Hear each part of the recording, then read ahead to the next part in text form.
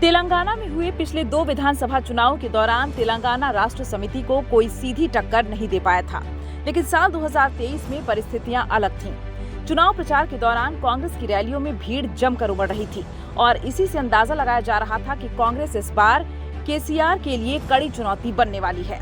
30 नवंबर को हुए मतदान के बाद आए कई एग्जिट पोल में भी कांग्रेस को बड़े दल के तौर पर माना जा रहा था। तेलंगाना में 119 सीटें हैं। न्यूज 24 टुडे चाणक्य के एग्जिट पोल में कांग्रेस को बहुमत मिलने का अनुमान लगाया गया था। रविवार को आ रहे चुनाव परिणामों के रुझानों में भी कांग्रेस को बढ़त दिखाई जा रही है। राज्य की 119 सीटों में से कांग्रेस 66 और बीआरएस 45 सीटों पर आगे चल रही है। कुल मिलाकर कांग्रेस स्पष्ट बहुमत की ओर बढ़ रही है। अगर ये रुझान परिणामों में बदलते हैं तो तेलंगाना में पहली गैर टीआरएस सरकार बनेगी। तेलंगाना विधानसभा चुनाव के नतीजों से एक दिन पहले जब कांग्रेस प्रदेश अध्यक्ष रेवंत रेड्डी पार्टी कार्यकर्ताओं के बीच पहुंचे तो उनके समर्थन में सीएम कहकर नारे लगाए गए। रेवंत रेड्डी ही वो शख्स हैं जो तेलंगाना विधानसभा चुनाव के दौरान कांग्रेस का चेहरा बने रहे। चुनाव प्रचार के दौरान कांग्रेस नेता राहुल गांधी और प्रियंका गांधी नजर आते थे तो उनके साथ रेवंत रेड्डी जरूर दिखते थे। 2013 में तेलंगाना के गठन के बाद से राज्य में केसीआर के अलावा कोई मुख्यमंत्री नहीं बना है। अगर कांग्रेस जीतती है तो क्या रेवंत रेड्डी मुख्यमंत्री बनेंगे? इस सवाल पर रेड्डी पहले ही कह चुके हैं कि कांग्रेस तेलंगाना में 80 से ज्यादा सीटें जीतेगी और इस पद के लिए 80 से ज्यादा उम्मीदवार होंगे।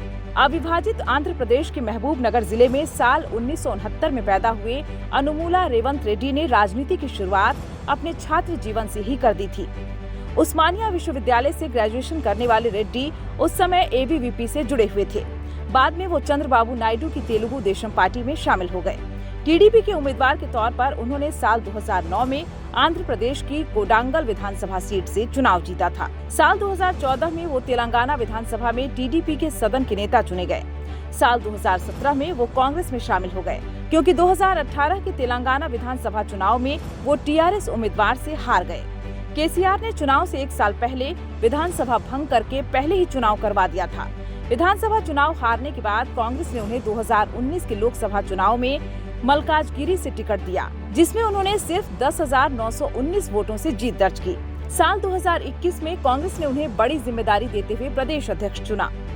कांग्रेस ने वादा किया है कि उसने तेलंगाना में सरकार बनाई तो वो हर बेरोजगार युवा को 4,000 रूपए प्रति माह, महिलाओं को 2,500 रूपए प्रति माह, बुजुर्गों के लिए 4,000 रूपए प्रति माह पेंशन, किसानों को 15,000 रूपए देगी। रेवंत रेड्डी कहते हैं कि वेलफेयर मॉडल और डेवलपमेंट मॉडल कांग्रेस सरकार की 2 आंखें रही हैं। काबिल लोगों को अवसर देना हमारी नीति है। जो लोग दूसरों पर निर्भर हैं, उनको सहारा देना भी सरकार की जिम्मेदारी है।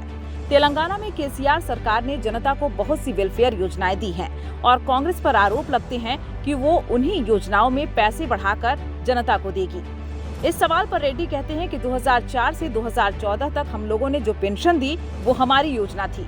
कर्ज छूट, इंदिरा आवास योजना, बेरोजगार को पैसा देने की योजना हमारी ही थी। हमने 1 साल में 2 लाख नौकरी देने का वादा किया है। पूरे चुनाव प्रचार के दौरान रेवंत रेड्डी ने कांग्रेस के इन्हीं वादों का प्रचार किया। इसके साथ ही चुनाव प्रचार के दौरान वो इस बात को दोहराते रहे कि तेलंगाना का गठन कांग्रेस ने ही किया था। कांग्रेस के चुनाव प्रचार के दौरान केसीआर के कथित भ्रष्टाचार का मामला उठाया जाता रहा। साथ ही ये कहा जाता रहा कि उनकी बीजेपी के साथ सांठगांठ है। रेवंत रेड्डी 2 सीटों कोडांगल और कामारेड्डी से चुनाव लड़ रहे हैं। कोडांगल उनकी पारंपरिक सीट रही है, जबकि कामारेड्डी में उनका मुकाबला सीधे मुख्यमंत्री केसीआर से है। क्या कांग्रेस ने उन्हें फंसा दिया है? मीडिया के इस सवाल पर वो कहते हैं कि इंदिरा जी हारी, एनटीआर जी हारे, तीसरा मौका केसीआर के हारने का होगा। कांग्रेस ने अगर तेलंगाना विधानसभा चुनाव जीता तो क्या रेवंत रेड्डी नए मुख्यमंत्री होंगे? क्योंकि इस दौरान कई और नाम भी मुख्यमंत्री पद के सामने आए हैं। इस सवाल पर वो कहते हैं कि वो कोशिश कर रहे हैं कि 85 उम्मीदवार मुख्यमंत्री पद की रेस में हो, क्योंकि मुख्यमंत्री बनना है तो पहले खुद विधानसभा सीट जीतनी होगी और मुझे 85 सीट जीतने की जिम्मेदारी दी गई है।